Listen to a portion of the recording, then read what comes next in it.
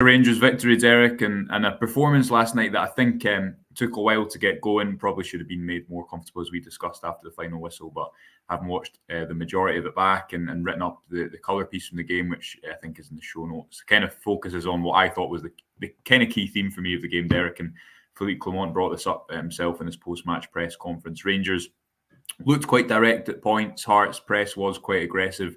They managed to find a solution for that as he continues to try and find solutions with this squad and within the limitations of what he's working with at the moment. So, yeah, I think a good result in the circumstances, as I'm sure we'll come on to discuss. I do think Rangers should have made it more comfortable, even if they did concede a couple of pretty good chances at their own end as well. Yeah, it should have been much more comfortable than it ended up being, but Rangers guilty of missing a hatful of opportunities in front of goal. Plenty to talk about. Before we do that, just a quick word for our podcast sponsors, the great guys at MPH Group. If you're looking for some home improvements, these are the guys to call. They've also got a fantastic winter boiler deal on just now, where they also offer flexible finance options and peace of mind as well. So give them a call. All the important links, social media links, are in the description below, as is Joshua's analysis piece, which has just popped on the website this morning, where he's looked at the win over Hearts in closer detail, analysing Rangers' approach. And they were going slightly longer, going more direct last night, Joshua, than normal, we've got to say. But certainly worked at the goal itself was a thing of beauty. James Tavernier coming inside and playing a wonderfully weighted pass into Abdallah Sima, who just can't stop scoring goals at the moment. That's number 12 for the season. By all accounts, reports in the last couple of days suggesting that Philippe Clement plans talks with Brighton about the possibility of a permanent move to Rangers. If that materialises, I think we'll all be shouting from the rooftops. We'll be absolutely delighted with that. Whether that can happen or not remains to be seen. But Rangers emerging victorious, but they really should have made it much more comfortable. Danilo guilty. We spoke about it on their instant full-time reaction last night. Has to do better in front of goal. Rudvan missed a sitter. Sima really should have had a second goal in the second half as well. But Rangers were able to see the game out to emerge victorious. But give us an idea. How did Rangers win the game last night, Joshua? Yeah, if you look at the trend line, Derek, first and foremost, you can see, and this obviously just charts the kind of chance creation throughout the game. Rangers in blue, Hearts in kind of orange. If you look at the chance creation numbers, Rangers had a 72% chance of winning that game. But also what you can see, Derek, is up until that Sima goal, they really didn't have many chances at all. The goal naturally opens the game up, as it always does in these type of games, whether it's at home breaking down a team, whether it's away last night where Hearts are really up for it and looking to continue their good run thereafter. Although Rangers still conceded a couple of chances after, their goal. The best chance that they conceded was the one that James Tavernier managed to clear brilliantly off the line. Another game last night where he makes a goal preventing intervention and a goal creating intervention as well.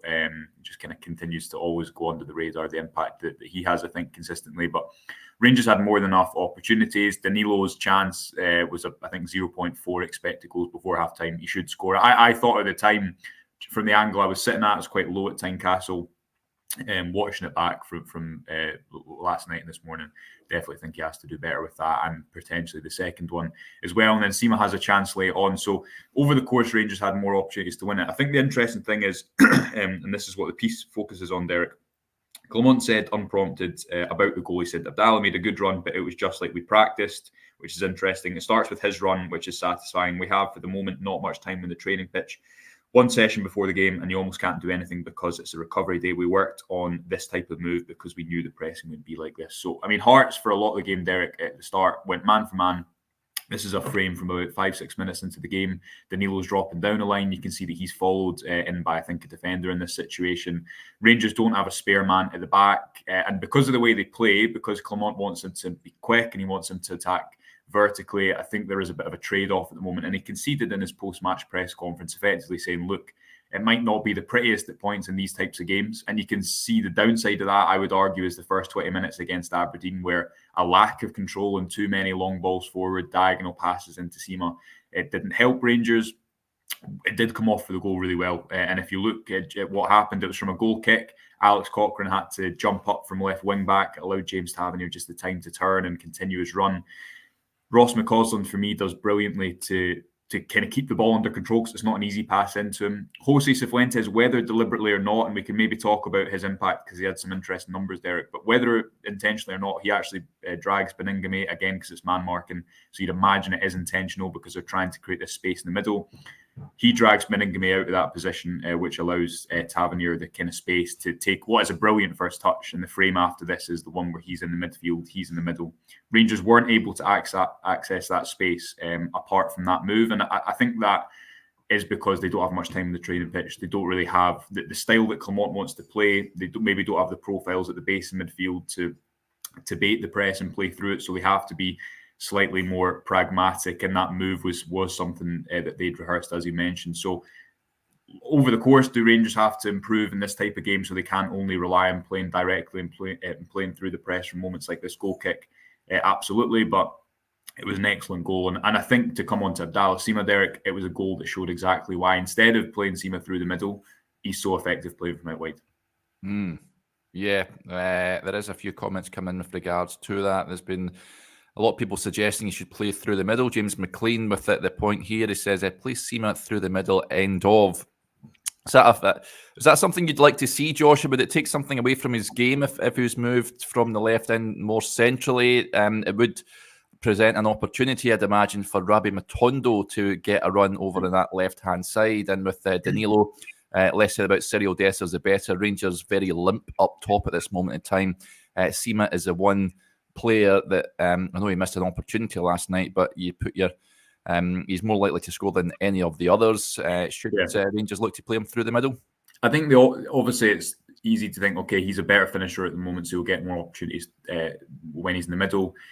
As mentioned on Danilo last night, yes, I think he's going through a little bit of a difficult spell in front of goal. I still think since coming into the team, there's a lot more to his game than that. And yes, I'm not saying he doesn't need to score those goals. I think probably I didn't realise quite how good that first chance was being at the game last night, Derek. But I think if you look at the goal, and I've not actually got a frame to show this, but the reason that Sima is able to get in those type of positions is because he starts his run from out wide. And if you look at Danilo's movement, it's the central striker who drops, who takes the defender away, and then the wide forward who runs in beyond. So obviously Matondo could do that type of thing, but I think, as we've said consistently about Sima since he came in this summer, what he's so effective at is using his pace well and his movement. And if you look back at our scouting report from the summer, we touched upon a lot of these themes. I think if you play him with his back to goal, unless it's in a particular type of game, you probably take quite a lot of that away from him.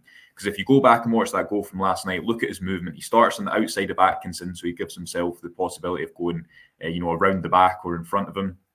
As soon as he sets off, Atkinson isn't keeping up with him, and Kingsley's occupied with Danilo's movement and ahead of him. And if you look at the footage of it, he doesn't even realise that Sima's beyond him until he is, because he's so quick. So I think Rangers need, especially at the moment, there's the argument to keep him out wide, because if you put him in the middle and you put Rabbi Matondo out there, you probably lose a bit of goal threat. Yes, I know Danilo hasn't scored in a few games, but I think he'd score more goals over the course of the season than Matondo. I would like to see Matondo play at times. I think especially when Rangers are trying to break teams down, they need dribblers from the touchline who are going to be able to break the wall, as Philippe Clement has said about Rabbi Matondo so far. But I don't know what you think, Derek. I just think that what is good about his game at the moment is he's a wide target man for Rangers over pressure. And while Clement is talking about finding solutions, not having much time on the training pitch, needing to be slightly pragmatic, I think that really helps.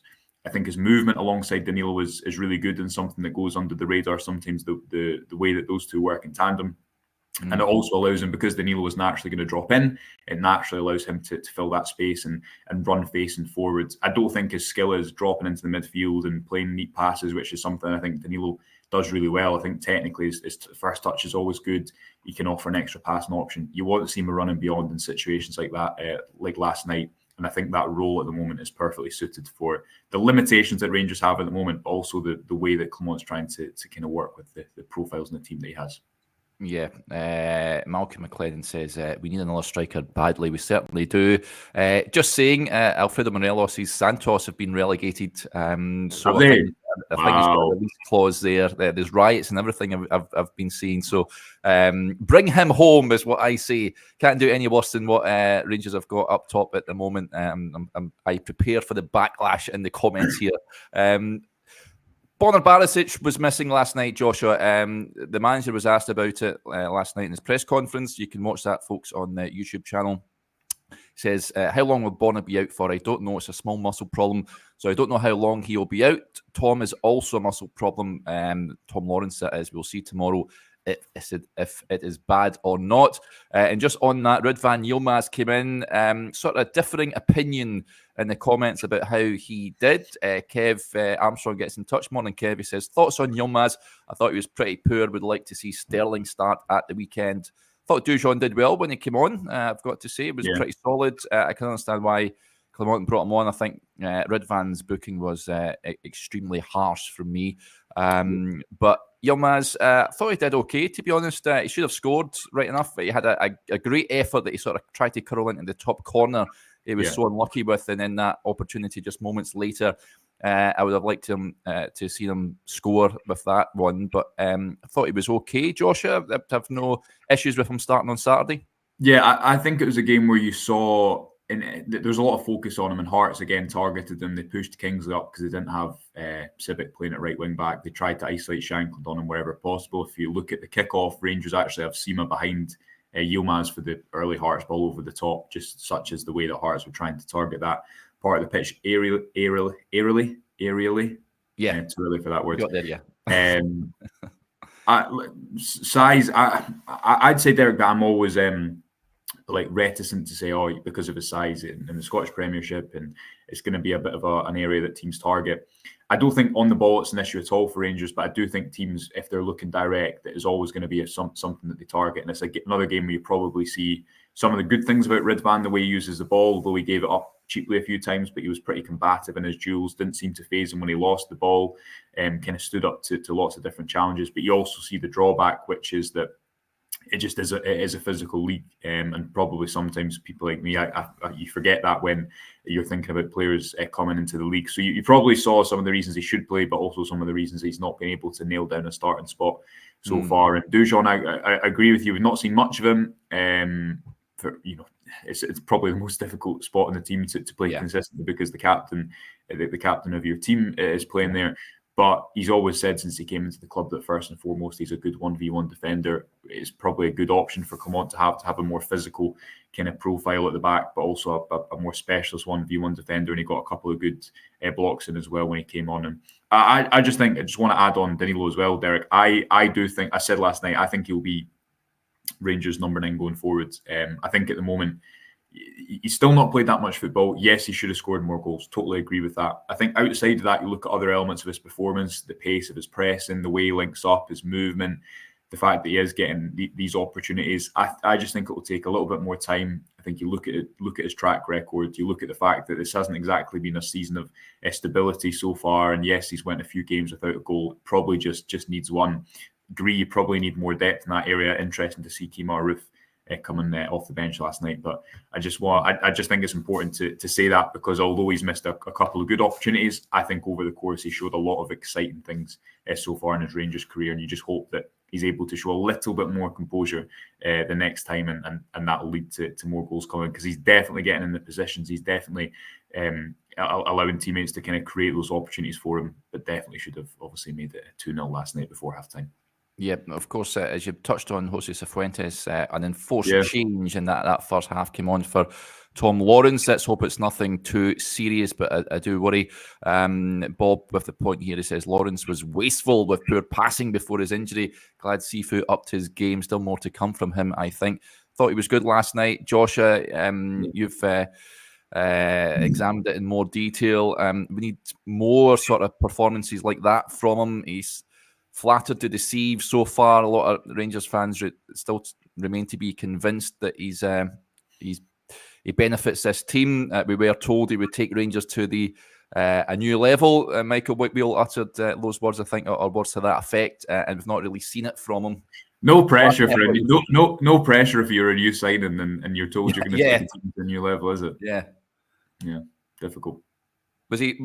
What did you make of him last night? Were you satisfied with his performance? I'd imagine with Lawrence's injury, who knows when Ryan Jack's going to be back? I think he's pretty much a nailed-on starter on Saturday. I had him in my predicted teams, and I took sufficient heat on social media. You got a bit of flack for I did get a bit of flack. I think you set me up with the comment as well, but fair enough. Got the engagement. He actually made from the bench, and he played 20 minutes less than anyone. He made more pressures, which was 31. I think the nearest was 24 after that.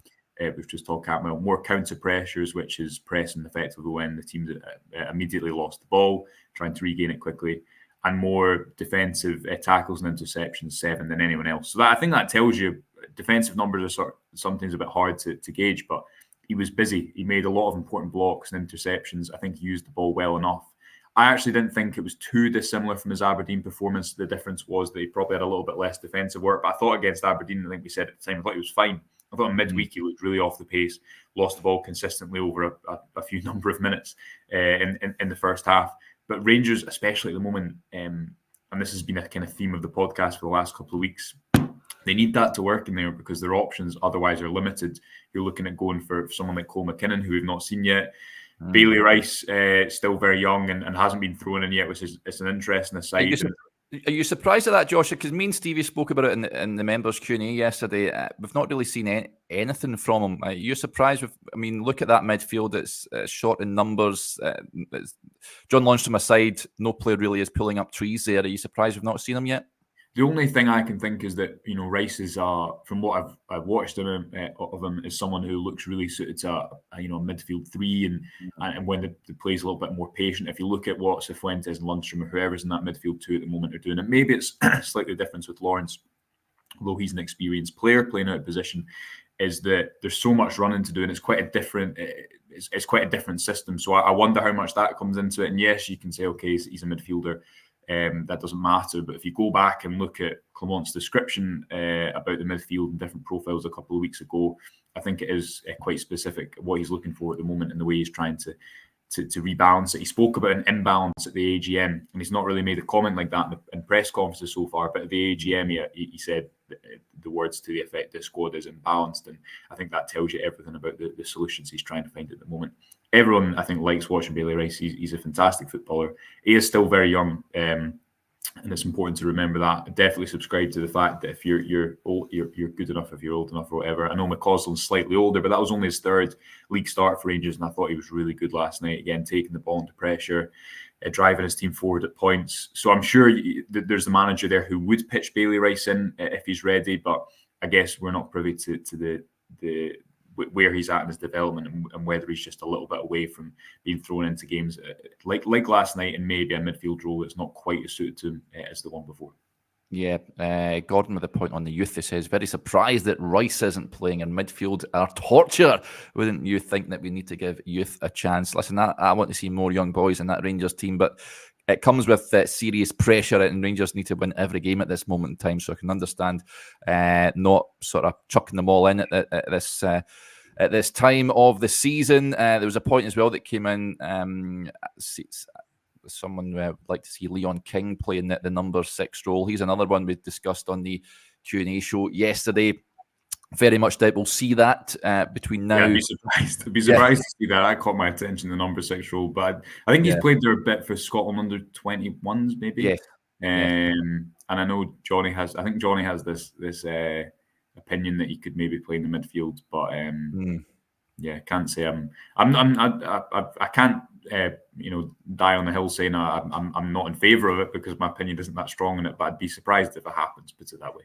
Yeah, and James says he has played in that position before. I'm sure it's something Philip Clement is well aware of, but I would be surprised if we see it between now and the international break, and then Rangers have a decision to make. International break, winter break. Rangers have a decision to make then, I think, with regards to Leon King. Adam Devine is another one. I'd like to see them be put out on loan if they're not going to get game time.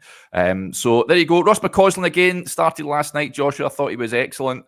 Bit perplexed seeing that Sam Lammers having a right go at him in the tail end of the game. I wonder if that was because of the past, though. That's the only thing I can think. If he was, then yeah, it's not a great look. And obviously, McCausland's been busy for 92 minutes. I think he was actually on the floor, having made a challenge or something beforehand. But yeah, McCausland, I just think he, at risk of kind of going over the top at someone too much, you do look at him and you think, how is he really not in contention beforehand? Because the way he just carries the ball and he's direct, and even though if he's taking it on his right foot, you never really think, oh, he looks under pressure that he's going to lose the ball.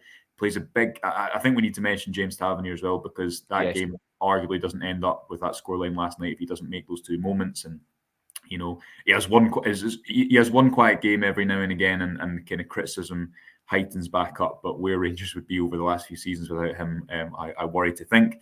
But McCausland takes the ball brilliantly for the goal. I think outside of that, yes, at moments maybe he should have released it a little quicker. But just to have a couple of players in the team who are driving at opponents and who are threatening ball carriers, I think makes all the difference. So I think it's only his third league start. You wouldn't know that if you're watching that game in isolation. You wouldn't if you just turned that game on and Ross McCausland did not play like someone who was just getting to know professional football. And I think that speaks to what he's done so far, Derek, which is he's not really played like someone who's been overwhelmed or overawed by the occasion, whether it was coming on against Hearts, 1 goal down, whether it was coming on to replace Todd Cantwell against Aris and scoring the equalising goal, whether it was when he made his first start against Livingston. He looks confident in his own ability, and I think that's so important, and it's allowed him to kind of take his opportunity in the Rangers first team. And I think for the moment that position continues to be his own. Yeah, I thought he was brilliant. The ball just sticks to his boot like glue at times. I thought he was really good. So keep it up, Ross. Great performance last night. Another great performance from a guy at the back who is surprising. I think, well, he's surprising me because I didn't expect him to become a mainstay this season, Joshua, and that's Leon Balogun. Connor Davidson with the point. Great result last night, guys. Thought Balogun was excellent. He was. I really liked his forage forward in that second half as well. How the boy never get booked for ripping his shirt off his body defies belief. But Leon has been terrific, Joshua, since he's come in. I think Goldson looks more comfortable in that back line with him by his side. Who'd have thought that at the start of the season? And he was sort of jettisoned. We never really seen any of him until I think he played at the start of the season. Was it Livingston at home? Morton, yeah. He had a good game in the Livingston home game. And I think that's what he gives you, isn't he? He can dominate his duels, and it means that when teams maybe try to get one up on you in that regard, or they try to, the Livingston example, Joel Newbley, they maybe tried to get up the pitch, and that means or target the left side of defence. I agree. I think the difficulty, I see the comment there, wishes 4 years younger. Yeah. A couple of years ago, we said this last night, he couldn't play 2 games in a week, and I don't retain much confidence that would have changed, especially with the luck that Rangers seem to have with injuries. So they're going to have to rotate him out there. But I agree, at the moment, that seems to be the first pick for the manager, the 2 centre-backs he likes, and that probably tells you what type of defender he wants in that area going forward. Someone who is aggressive, who plays in the front foot, and who can win his duels. So good to see. I think when he came back in the summer, I was probably more one that thought, oh, that's why are you signing a player who you released a year and a half ago because you didn't fancy him, or a year ago, and is he going to be a starter? But his performances don't lie. I think whenever you hear Balogun in an interview or whatever as well, or meet him in a press conference, you can see that he is someone who'd be really good to have around a squad, who is probably someone that when he's not playing, still retains that value as well. So playing well at the moment, still a long-term position for Rangers to solve, but certainly going into the cup final next week, for example, I'd fully expect it to be Leon Balogun and Connor Goldson in there. The question is who plays away at Real Betis.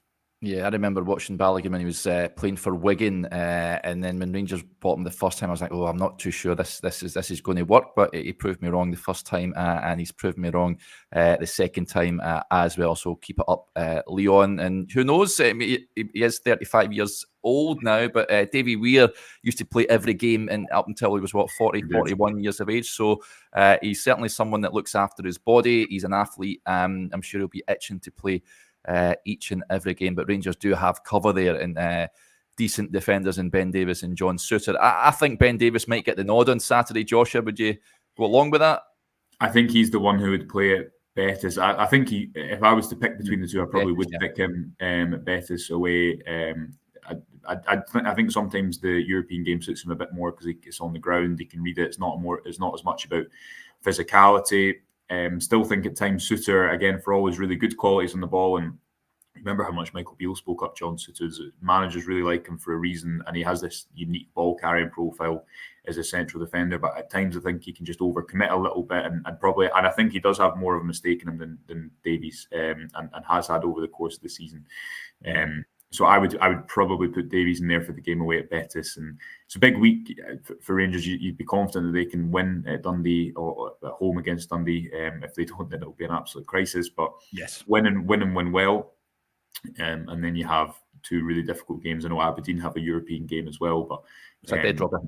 Yeah, and yeah, exactly. Whereas and it could be for Rangers depending on results elsewhere, but you can't guarantee that, of course, and they'll want to go out and win that match as well. So with Lawrence going down last night, obviously wait to hear the severity of that. Philippe Clement said they'll assess it in the morning, but he said, interestingly, made a comment to the effect of, "I've never known an injury situation like this," which I think just sums up what has now been the case. Discussing this for the last couple of years, Derek, it's just been so consistently bad, and when Clement again said at the AGM, or was it his press conference, I can't remember, give us a bit of time and we'll fix this. I think for supporters that are listening, that'll have been music to their ears, because if they want a fit team that they can count upon, you can certainly tell by his comments he wants a fit team that they can count upon as well. Yeah, I think the arrival of Tom Taylor will be of huge benefit to Rangers from what I'm hearing. Stevie did mention yesterday, I think it was the Q&A show or yesterday's morning briefing, that Billy Gilmore spoke highly of him and said Rangers are getting a right good performance coaching. So that's going to be, I think, a very good acquisition. I think he starts on the 22nd of December, if I'm not mistaken. So, very much welcome him to Ibrox. Just before we finish up, Philippe Clement was asked about Jack Butland again last night. Again, popping up with a number of top saves. He says some big saves from Jack Butland. He was asked. He says, yes, but it's crucial to have a good goalkeeper. I need to say on the other side, there was some important saves, even the chances of Abda, who was flagged offside, but I don't think it was from both sides. It was good goalkeeping. And there was a comment that came in. Finn Fogel says, Butland is as good as any keeper we have had in my time. And I go back to Peter McCloy and Stuart Kennedy. Those two goalkeepers were before our time, Joshua. Both fantastic servants for Rangers. We've been blessed, I think, Rangers, with high-quality goalkeepers through the years. I'm discounting the years, the Lowland coming up through the leagues. It was the best when Neil Alexander left, it's fair to say. But Rangers really have been, I'm going to say fortunate or lucky, but they've just been blessed with having top goalkeepers through the ages. And Jack Butland is another one. You just feel calm that he's going to pop up with the goods whenever he's called upon. I like that the fact that he comes out and dominates his area as well, something that I'm sure would hark back to last season and seasons gone by where everyone felt nervous about balls coming into the box. But now you've got Jack Butland there coming out to claim most. It's certainly a feeling of calm. Yeah, I think you summed it up quite well. When you're watching a game and a goalkeeper catches a late cross, there is a few greater feelings of relief than that, and there's just an assurance there that I wrote after I can't remember after what game it was. I think it's went under the radar. I know we speak a lot about Jack Butland, but I think it's the fact that Rangers have consistency in that position, because not only did obviously Alan McGregor, I think, really have 2 seasons, apart from the Europa League, 2 seasons domestically far below the standards he'd set the season before, and obviously the standards that have made him much more than a legend at Rangers. But he also had, still, when Michael Beale came into the club last year, he had the goalkeeper situation changing. John McCausland started last season in goals. There's been a lot of kind of indecision and just change in that area. Not much consistency. Butland gives you exactly that, and I think you can see he's playing with a lot of confidence, and I think he'll be enjoying it. I know that people, there's a lot of talk about he's a sellable asset. Will he go back down south? He spent 2 or 3 seasons on the bench in the Premier League. He's loving it here, exactly. Yeah, I don't think he'd want to go down to the Championship. Personally, I think that he's 30. He's still got a number of years playing at playing at the top level, I think he'll be fully focused on continuing this form. And I think you can see, as you say, Derek, sometimes a player's just really enjoying their football. And when you've been sat on the bench for a few seasons, and we said after the cup final, didn't he? I've had songs before, but not sung by as many supporters quite like that. I think that'll be quite a unique experience for him as well, even if he's just come away from playing for a club like Manchester United. So good to see him continue his good form, another clean sheet. I think that's the most in the league that he has, and get over this next 7 or 8 games until the winter break. Really important he keeps that form, because it just gives Rangers a really good chance when they do miss opportunities like last night. They know they've got a good chance of keeping a clean sheet with Jack Butland in goals. Yeah, he's been absolutely top drawer. Right, folks, that'll do us there. Huge thanks to everyone for interacting with the show as ever. Just a reminder, Josh's analysis of last night is on the website. The link is in the description below. Plenty to come. If YouTube members, as I mentioned, me and Stevie were on with the Q&A show yesterday. Me and Josh will be on tomorrow after the press conference, which will take place at the match in early afternoon, looking ahead to that game against Dundee. So plenty to look forward to. We'll be back tomorrow morning. I'll be on with Johnny, which will be great to get him on and talk all things Rangers. He's not on often these days, but it's always great fun to get him back on the show. So that'll be fantastic. Right, huge thanks to Joshua and everyone, and we'll speak to you a little later on. Bye for now.